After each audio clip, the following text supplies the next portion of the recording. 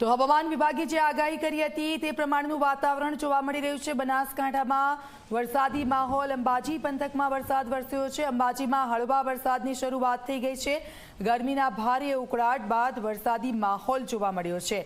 વીજળીના કડાકા સાથે વરસાદ અલગ અલગ વિસ્તારોમાં જોવા મળ્યો છે। આપ જુઓ અંબાજીના દ્રશ્યો છે અને હવામાન વિભાગ તરફથી આગાહી કરવામાં આવી છે કે ઉત્તર ગુજરાતમાં વરસાદી માહોલ રહેશે, છૂટોછવાયો વરસાદ રહેશે ને તે પ્રમાણે જ આપ જુઓ વરસાદ અંબાજીમાં જોવા મળ્યો છે ને તેના કારણે ખેડૂતો ચિંતામાં આવી ગયા છે, કારણ કે ભર ઉનાળે આ માવઠું થયું છે।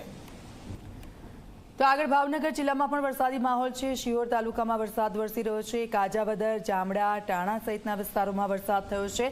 ભારે પવન સાથે તાલુકાના અનેક ગામોમાં વરસાદ છે। ભાવનગર જિલ્લામાં વાદળછાયું વાતાવરણ જોવા મળી રહ્યું છે।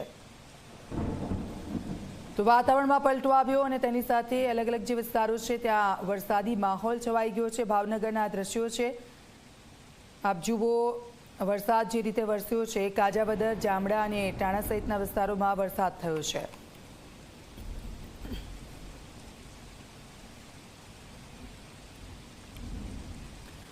વલસાડના કપરાડામાં ભારે પવન સાથે વરસાદ। વલસાડ જિલ્લામાં હવામાનમાં પલટો આવ્યો। કપરાડા તાલુકાના કેટલાક વિસ્તારોમાં બરફના કરા પડ્યા। પવન સાથે વરસાદ પડતા આશ્રમ શાળાના પતરા પણ ઉડ્યા છે। ભારે વરસાદને કારણે કેટલીક જગ્યાઓએ વૃક્ષો ધરાશયી થયા છે। કેરીના પાકને નુકસાનની ભીતિ છે।